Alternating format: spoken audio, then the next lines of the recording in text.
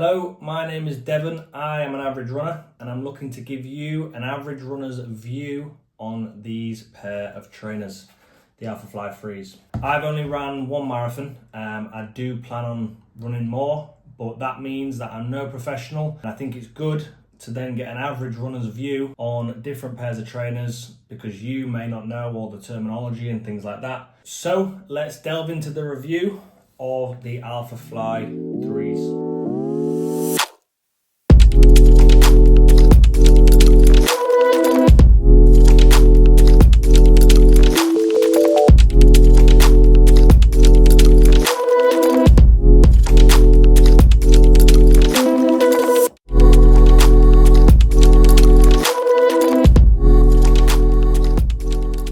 I bought these shoes a few months ago and I bought them with all intentions of using them solely for the Manchester Marathon in April. Now, as a beginner runner, I made the mistake. I didn't wear the shoes in. However, I'm going to give you my review on a couple of runs I've done afterwards once they were worn in and how I felt about them during the marathon. So, the Alpha 3s, how much do they cost? Currently, right now, they are £239. Now, this is the very higher end of what you would pay for any kind of running trainers, and that's because these are a race shoe. You will not wear these for your daily runs, your tempo runs, things like that. You will only really want to use these for your race days, your 10Ks, your half marathons, your marathons. And the reason for that is because they have a carbon fly plate right through here.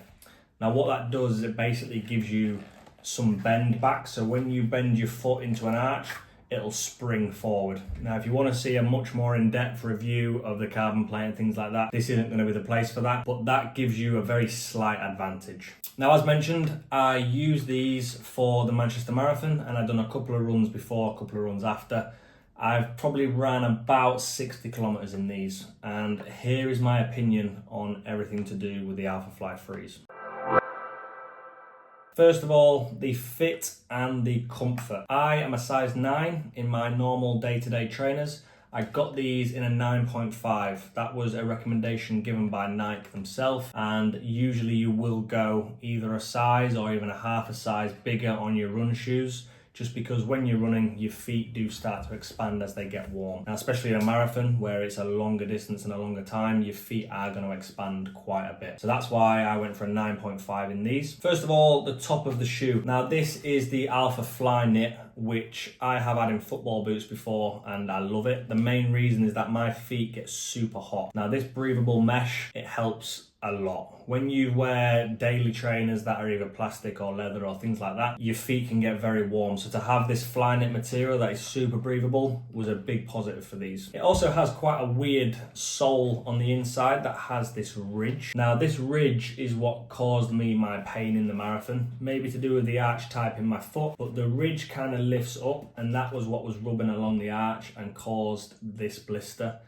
I did get it on both trainers eventually. I started on my left foot and it got real bad, and then my right foot started to rub as well. So I don't know if they're made for very specific arch types on your foot, but my feet very much did not get along with it. Underfoot, you've got a large bit of foam here. I'm not going to go into heel drop or any stats like that because as average runners, we don't really care too much about that. We just care about how they feel, really. So at the back, we've got quite a bit of sponginess, and at the front, we've got that air bubble, as well as a bit of grip on the front end of the foot. There is also a symbolic sound that you hear if you are running alongside somebody that's wearing AlphaFly 3s, and it sounds a lot like they don't know how to run because you just hear a loud thumping going along the floor as if they're not rolling their foot properly, but that's just the echo of this chamber here with the carbon plate. Personally, I didn't get along very well with the feel of the underfoot. Now again, everybody's feet are different, so you might find this works much better for you, but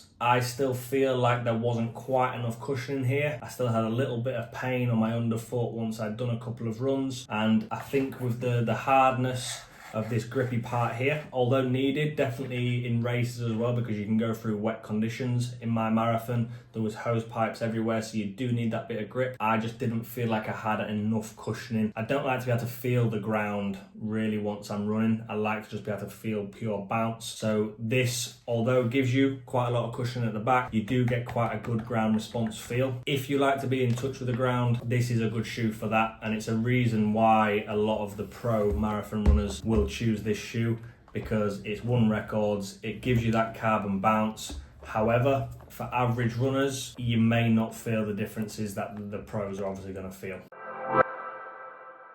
Now for the look. Now, personally, I think these shoes are beautiful, especially in this crimson colour. They do lots of other colours. They've got whites, yellows, blues, different versions of white. They've got a lot of colours, and I think they're still bringing different versions out. The only thing I don't like is this kind of boat style back. It looks a bit weird, kind of looks like it should end here, but then you've got like a little spoiler on the back. There will be reasons for it, such as aerodynamics and things like that. But apart from that, I think this shoe is really good looking, and it definitely stands out when you're at a race. I was speaking to a few lads while doing my marathon, told them about how I got a blister, and they were saying, well, at least you look good while limping. Now, durability. As you will see, I've only done 60 odd kilometers, and we have some wear on this back end. Again, you will probably get wear in different places depending on where your foot makes contact with the ground. But having only done 60 kilometers, we do see some signs of wear. Race day shoes are known to last a lot less time than normal day-to-day shoes. So you're probably looking between 200 to 300 kilometers max in race day shoes. In your daily shoes, you can get 600, maybe even more. So in terms of wear, and this is why I said at the beginning, you don't wear these day to day, you save them for your races. They're going to last a lot less time. Now, who are these shoes made for? Now, at a price point of £240, these aren't made really for your average runner, even on race day. The difference is you're going to get tiny little increments such as the carbon plates, the air zoom bubbles, all the little things that they do, the aerodynamic spoiler on the back. They're going to get you seconds here and there, something that as an average runner, if like me, you was just aiming to complete the marathon or complete it in a low time. Like I wanted 4 hours, I didn't get it, but this isn't going to get you, it's not going to make the difference. If you can run in normal trainers, you can run in normal trainers. These aren't going to suddenly make you be able to run a marathon if you can't run a marathon, if that makes sense.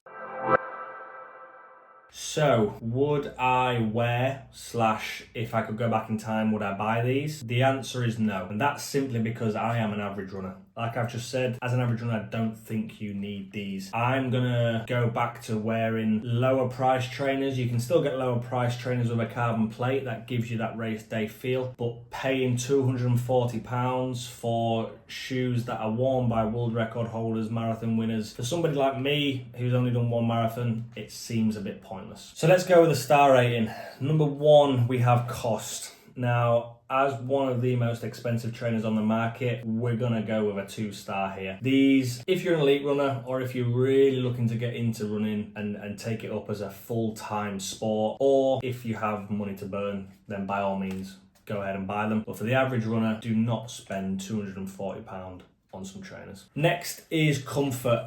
Now, I can only speak from my own experience, and I was in anything but comfort with these. Don't get me wrong, for the first 5k, I felt good, but no better than I would have felt in any other trainers. After I started getting the rubbing and the ground contact feel that I was experiencing, I didn't enjoy them. I'm gonna give them a 2-star. Now, don't get me wrong, I think if you prefer a ground feel, you will find these much more comfortable than I do. And the breathability of the top is a big bonus, but this insole ridge and the ground feel, I can't rate any higher than 2. And finally, durability. Now, this one again is a bit biased because it's a race day shoe. You aren't going to get super durability. However, I am only around 20% through the actual wear of this trainer, and it is already giving way quite a lot. If we look at the other trainer, it's actually even worse. We're starting to get a few holes, and like I say, only 60k in, so we should be able to get another 4 lots of what I've done. But looking at this foam starting to give way, I don't think we're going to get it. It's going to get 3 just because we have to not expect a lot from race day trainers. but I cannot give it any higher than a 3 because we are getting big signs of wear. So the Alpha 3s overall get a 2-star from me. Not brilliant, but I do have bad experiences with them. I did my first marathon, which went absolutely hellish. So it's like a PTSD trainer, these. I think if you are an elite racer, these are going to make a big difference, but as average runners like myself, they're not the one.